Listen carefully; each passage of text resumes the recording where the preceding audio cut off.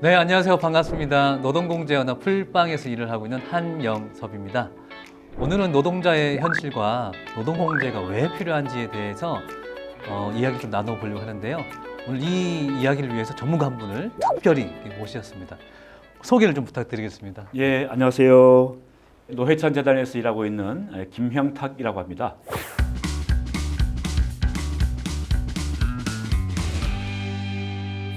원장님 아마 기사 이게 한번 보셨을 텐데 그 기사를 조금 더 구체적으로 설명을 해주시면 너무 좋을 것 같습니다.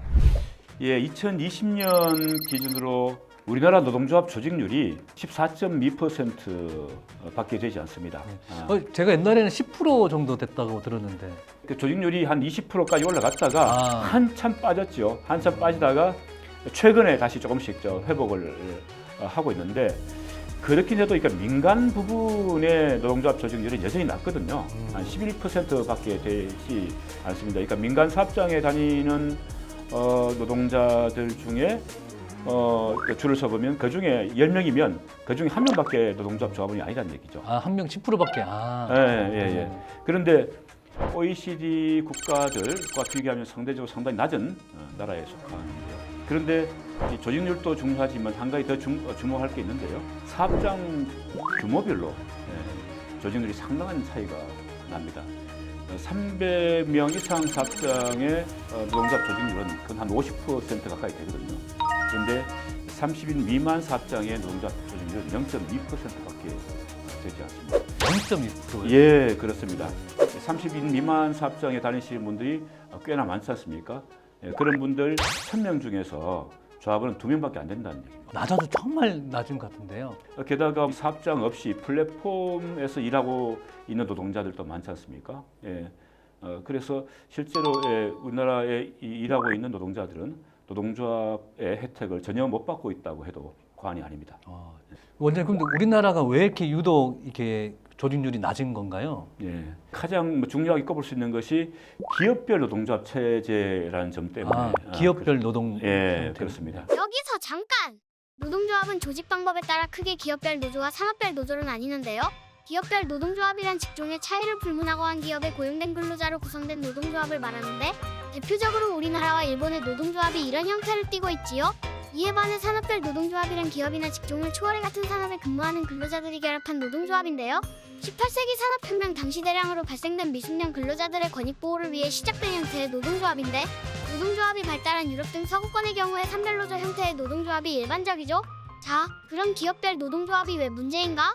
규모가 큰 회사의 경우라면 몰라도 영세한 작은 회사의 경우에는 근로자 노동자의 수가 너무 적기 때문에 기업별 노동조합이란 사실상 유명무실하다고 볼 수 있다는 점 기억하세요.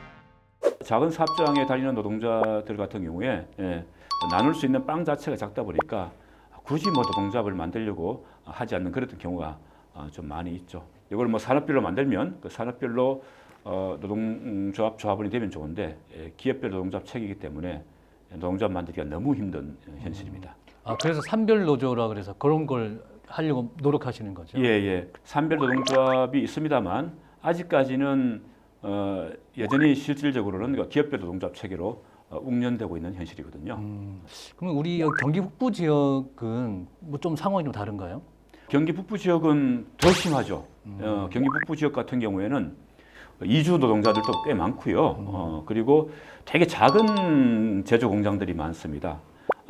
그러다 보니까 노동조합 조직률이 상당히 떨어지죠. 왜 이렇게 우리 노동자들은 이렇게 조직돼야 되는 건가요? 이 노동조합은 우리나라 헌법에서 보장하고 있는 권리거든요. 그러니까 노동조합이 만들어져야 이 단체 협약을 체결할 수 있지 않습니까? 단체 협약 체결이 안 될 경우에 노동 정의할 수 있는 그 권리도 헌법에서 이제 보장하고 있거든요. 그만큼 노동조합이 있어야 노동자로서의 권리를 제대로 보장받을 수 있는 겁니다. 그래서 함께 뭉친다라고 하는 것은 노동자 자신의 생활상의 권리를 지키기 위한 일이라고 볼 수 있겠습니다.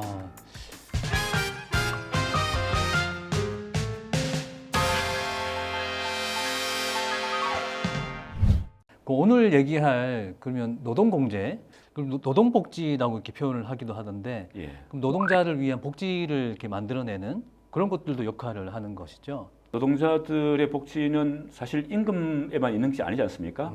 뭐 대기업에 다니는 노동자들 같은 경우에 자녀 학습 자금 지원도 받고 집 구입할 때 주택 구입 자금 대출도 지원받고 다양한 혜택들이 있지 않습니까? 네, 맞습니다. 사실 저도 예. 옛날에 대기업에 다녔던 적이 있는데 예, 예. 그때는 정말 그런 게 많았던 것 같아요. 예. 근데 그렇게 혜택을 받을 수 있는 노동자들이 숫자가 얼마 안 된다는 거죠. 네, 네. 그런 이야기 많이 하잖아요. 뭐 국민연금 사각지대, 뭐 건강보험 사각지대, 뭐 퇴직연금 사각지대.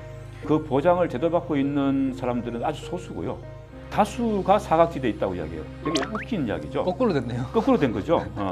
그래서 이 노동공제를 통해서 자신의 복지를 스스로 힘으로 찾아내자라고 하는 그런 움직임들이 현재 이루어지고 있고요.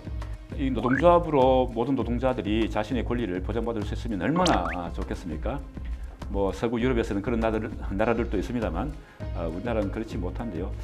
그래서 이 노동공제가 더욱더 중요하게 인식이 되고 있습니다. 그 아마 우리 노동제가 정말 절실하게 필요한 사람들끼리 우리가 우리 스스로 뭉쳐서 뭔가 어쨌든 대비를 하고 위험을 대비하고 예. 이런 게 제가 이해하는 지금 노동공제인데 예. 그거 말고도 또 다른 의미가 있을까요, 원장님? 예, 예. 함께 모이기 때문에 노동자들의 자신들의 집단적인 요구를 만들어낼 수가 있습니다. 그래서 노동자들의 자기 이해를 대변할 수 있는 조직으로서 역할을 할 수가 있는 거죠. 예를 들어서 뭐 생활임금이라든지 또는 표준 고용관계 계약을 맺는다든지 이런 활동들을 해나갈 수가 있죠. 오, 굉장히 중요한 역할. 예, 예.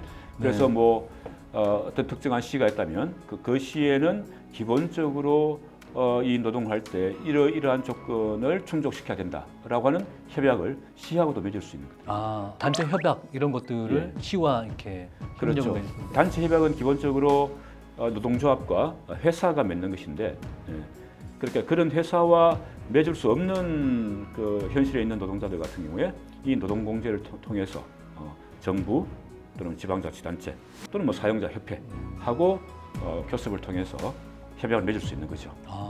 제가 이제 언뜻 듣기로는 노동공제가 지역경제 활성화에도 큰 뭐 도움이 된다고 들었는데 예, 그것도 설명 좀 부탁드리겠습니다. 예를 들어서 내가 지금 그 금융기관에 돈을 예치를 한다 그러면 그 금융기관에 예치된 돈이 우리 지역 사회를 위해서 쓰인다는 보장이 전혀 없지 않습니까? 네, 그렇죠. 하지만 공제를 통해서 모인 기금들은 바로 지역 사회를 위해서 그 돈이 활용될 수 있는 것이죠. 그럼 지역에 이런 뭐 노동공제가 예. 만들어지면 굉장히 중요한 일이겠네요. 그렇죠.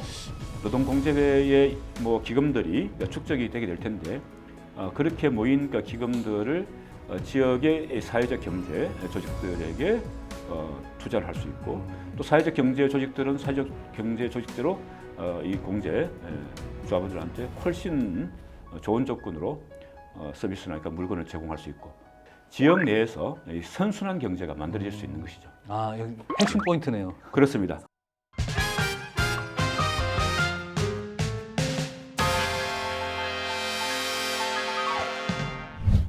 이 경기 북부 지역에서는 이 노동공제회가 좀 준비가 되고 있다고 들었는데 그 소개를 좀 해주시면 좋을 것 같습니다. 작년에 이제 발기인 총회가 열렸고요. 올해 이제 정식으로 창립하기 위해서 부지런히 사업들을 이제 전개를 하고 있는데요. 노동공제연합 풀빵이라고 하는 단체가 있습니다. 여러 공제회가 회원 조직으로 있는 단체인데요. 경기 북부 공제회도 사단법인 풀빵에 같이 가입돼 있고 풀빵에서 제공하는 여러 가지 공제 품목이라든지 서비스를 함께 활용하는 그런 일들을 좀 하고 있고요. 잠깐만요. 노동공제연합 풀빵은 자신의 차비를 아껴 여공들에게 풀빵을 나눠줬던 청년 전태일의 나눔 정신을 잇기 위해 설립되었습니다. 노동자들끼리 서로 돕는 상부상조 정신을 살리고 불안정한 노동 조건을 개선해 일하기 좋은 세상을 만드는 게 목표랍니다. 이를 위해 풀빵은 월 6,000원의 회비로 명절 선물과 입원 수당, 재해사망 위로금은 물론 소액 대출을 지원하는 기본공제를 운영하고 있으며 회원들의 목돈 마련을 돕는 적립형 공제와 비상금고도 운영해요. 또한 노동공제를 활성화하기 위한 교육사업과 연구 컨설팅 사업을 진행하고 있습니다. 기발한 아이디어와 혜택으로 무장한 풀빵은 노동공제 운동을 일구는 개척자이자 열심히 일하시는 여러분 모두의 든든한 친구랍니다. 그 외에도 지역 차원에서 공제회에 가입한 조합원들이 좀 더 저렴하게 그리고 편안하게 활용할 수 있는 협약기관들을 좀 많이 만들어서 그 서비스를 제공하는 활동들을 하고 있습니다. 협약기관이라고 말씀 주셨는데 그게 구체적으로 어떤 걸 얘기하는 건가요? 예를 들어서 뭐 그러니까 숙박시설이라든지 뭐 여행이라든지 또는 뭐 병원이라든지 이런 그러니까 기관들과 협약을 맺어서 이 공제외 조합원들한테는 훨씬 더 저렴하게 활용할 수 있도록 하는 그런 일입니다. 대기업 같은 경우는 그런 호텔부터 시작해서 뭐 엄청 많은데 그렇죠. 그런 것들을 지역 안에서도 협력을 맺고 할 수 있다는 거죠. 그렇죠. 그러니까 공제회로 이 조합원들이 함께 모이게 되면 그러니까 규모의 경제가 가능하지 않습니까? 예, 그렇게 되면 공제회하고 협약을 맺는 기관들이 많이 늘어날 수 있는 거죠. 말씀만 들어도 지금 당장 노동공제를 해야 될 것 같긴 한데 노동공제에 대해서 조금 더 깊게 알아봤으면 좋겠어요. 오늘은 일단은 여기까지 하고요. 다음 시간에 노동공제가 어떻게 운영되는 건지, 실제 노동공제를 통해서 어떤 혜택 구체적으로 또 얻을 수 있는 건지 얘기를 듣는 시간을 좀 가지면 좋을 것 같은데요. 오늘은 여기까지 하면서요. 오늘 시간 좀 마치도록 하겠습니다. 네, 다음 편에서 또 뵙겠습니다. 감사합니다.